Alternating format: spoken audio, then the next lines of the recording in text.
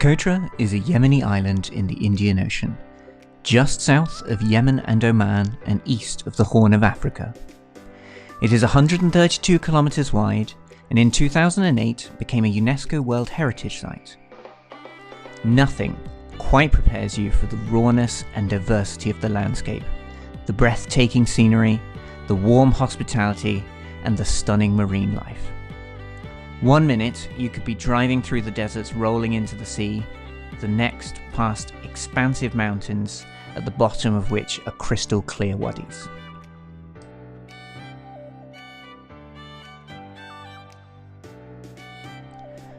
To get to Socotra, you need to fly from Abu Dhabi in the UAE. Flights run once a week on Tuesdays and twice in the busy season, with the second flight going on Fridays. The flight is a UAE government-run charter flight. It is not possible to buy tickets online, so they are organised through your tour provider. Once you have your tickets, it's a very easy journey. You cannot check in online, but at Abu Dhabi Airport there is a check-in desk, and the process is the same as any other international flight. Our flight was operated by Air Arabia, so even though it was a government charter flight, it was still full service with food and entertainment. There were no charge points on the plane though, so be sure to have devices fully charged before boarding. Before visiting, we heard that flights were often cancelled, but our tour company assured us that this is not the case. Our own flights were fine, and we didn't hear of anyone else having any issues. When you arrive on Socotra, you disembark and go through to immigration where they hand you your visa. First-time visitors to Socotra need a tour to get a visa, and your tour company will help you arrange it. At the airport, they will ask you your name and the tour company in order to find your visa. With that all done, you can collect your bags and meet your representatives on the other side and begin your trip. This is Yahya and Abdulaziz, our tour guide and driver for the week. The only real way to get around the island is by car, and for where you're going, it has to be a very sturdy off-roader too. Thankfully, the road to Hadibo, the capital city, is all paved. Socotra is a part of Yemen, so you may be thinking, is it safe? At the time of our trip in January 2024, Socotra was completely conflict-free, far removed from the Yemeni civil war and rebel groups on parts of the mainland. The island was very peaceful, the people are very friendly, and we felt very safe walking around and well looked after by our tour company.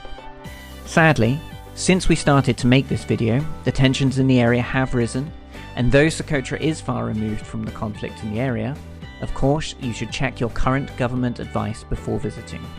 When restrictions ease, we cannot state enough how well looked after you are by tour companies and how friendly the people are there. Many people assume that you cannot travel to the USA after visiting part of Yemen or Socotra. This is technically not true. While traveling to Yemen invalidates the ESTA visa waiver program, you can still apply for a tourist visa, so you can still travel to the USA with the correct visa. Please always check the travel requirements for your own nationality when traveling internationally. For US citizens, you can easily return home without difficulty. March is an extremely popular time to visit Socotra for two reasons.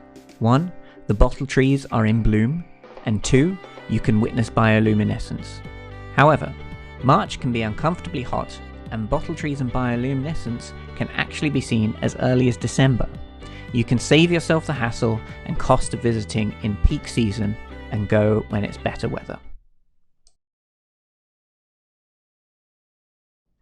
There are a handful of tour companies that operate on the island, some better than others. If you'd like the name of the company we used, drop us a message on Instagram and we'll share the details. The tour company will sort your flight and visa out. Then we'll provide the transport, guides, food and accommodation for your trip. These will be small group tours, though if travelling in non-peak times such as November and December, you might be lucky enough to be by yourself. We lucked out in January and had our own private tour.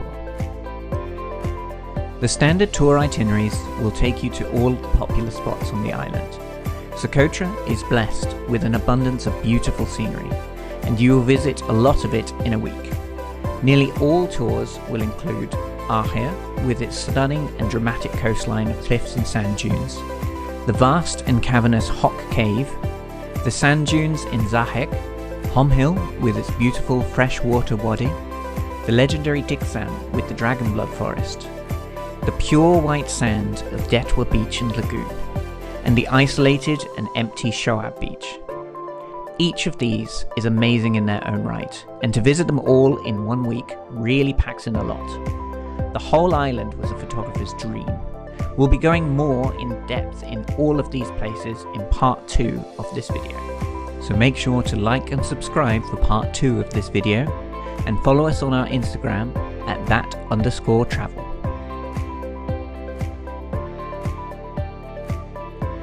The roads in Socotra connect the main towns, but for a lot of this trip you'll be off-road, visiting wild and rugged places. You'll be travelling in a capable off-road vehicle like a Toyota Land Cruiser, and believe me, they are needed. There are times like this, where you're going up over mountains and down empty riverbeds. It really is off the beaten track, and it means you get to see some very beautiful and remote spots. Fortunately, there is no drive that's longer than 4 hours, so you don't spend too long each day travelling, and it means you really get to enjoy each spot. You won't see a power socket for most of this trip, so if you want to be able to use your devices, bring battery packs. The car does have the ability to charge phones and cameras, but if you need something that needs to be charged by a mains adapter as opposed to just USB, bring an inverter. I'd also recommend a solar charger, as the sun is definitely bright enough for it. There is some limited connectivity on the island for phones. The UAE network Etisalat does have some towers, so you can get signal in certain areas. It's limited to 3G, so it's good for messaging and some pictures. Signal is few and far between though, so assume you'll be without signal for most of the trip.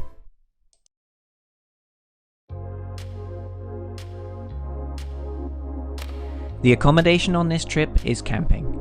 You can get tours which enable you to stay in guest houses and a very basic hotel, but most trips utilise tents and campsites at the locations you visit.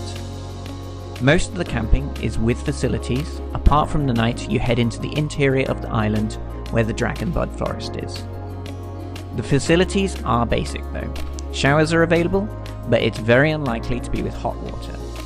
Toilets can also be the squat style toilets as well, as opposed to modern sit down toilets. There are days with freshwater swimming, which is nice to have an all natural wash outdoors. The tents are single person tents or 2-person tents for couples. Bedding is provided, but some people bring sleeping bag liners for comfort.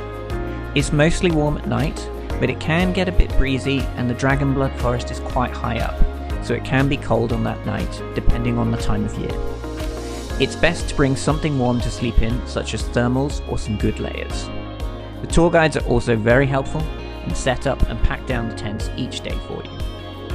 You will be well fed on this tour. Socotra hospitality is generous and they show that through lots of food. Black tea is served with every meal, usually with sugar, but you can also have it with evaporated milk if you wish. It is an island, so you can expect lots of fish, accompanied by rice, breads, vegetable stew, potatoes and salad. The fish was caught and bought the same day, and the tuna was the best I've ever had. In the mornings, it's a breakfast of eggs, bread, beans, tea or coffee, and we even got Nutella. For those with dietary requirements, be sure to tell your tour provider well in advance, as lots of food are imported from the mainland and the UAE, so it does take time to get certain foods. If you want to eat like a local, ditch the cutlery and eat with your right hand only.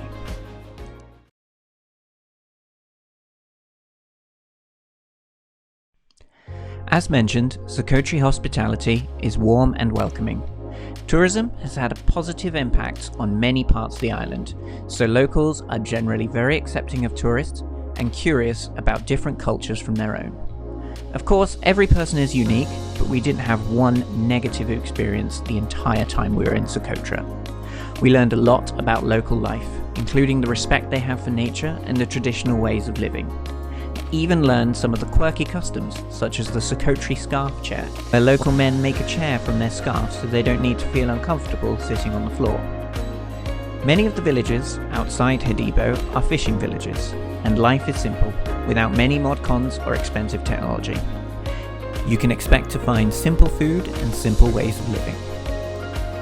Socotra is a Muslim country, and they are very accepting of foreign cultures. Our tour company was very accommodating, and even if you are travelling in times such as Ramadan, this will not affect your eating schedule. However, you are a guest and a visitor to this place, and as such, respect for the local customs must always be shown.